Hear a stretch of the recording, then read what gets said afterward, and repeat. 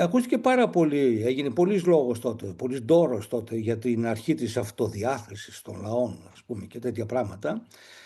Φοβάμαι ότι τα μεγάλα λόγια των δυτικών πάνω σε αυτό το ζήτημα πουθενά δεν εφαρμόστηκαν. Έτσι. Στη διάλυση της Οθωμανικής Αυτοκρατορίας υπήρξε πουθενά αυτοδιάθεση των λαών.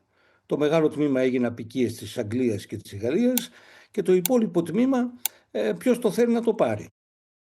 Στην Αυστρο-Ουγγαρία ακούστηκε τίποτε για αυτοδιάθεση. Κόψανε και ράψανε τις χώρες από τη διάλυση της Μεγάλης Αυστρο-Ουγγαρίας, όπως ακριβώς συνέφερε το Παρίσι και το Λονδίνο. Εξού και η Τσεχοσλοβακία, για παράδειγμα. Εξού και αυτό το παράξενο με την Ουγγαρία, που μερικά εκατομμύρια Ούγγρων βρεθήκαν εκτός Ουγγαρίας. Έτσι, και ούτω καθεξής. Ό,τι και να πιάσουμε, να αφήσουμε αυτά τα έρμα Βαλκάνια και την νεοεμφανιστήσα Ιουκοσλαβία τότε. Έτσι.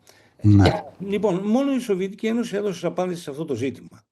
Και αν θέλετε, για όσο ζούσε, όσο υπήρχε αυτή η Ένωση, δεν είχαμε και εθνοτικές διαμάχες μέσα. Δεν υπήρχε κανένας λόγος οι λαοί να πολεμούν ο ένας τον άλλον, διότι ο ένας έχει λίγο πιο λοξά μάτια από τον προηγούμενο, διότι πιστεύει στον Αλλάχ και όχι στον Θεό, διότι δεν ξέρω κι εγώ τι, διότι θέλει να κρατάει την Τορά ως ιερό του βιβλίου, μιλάω για τους Εβραίους, διότι.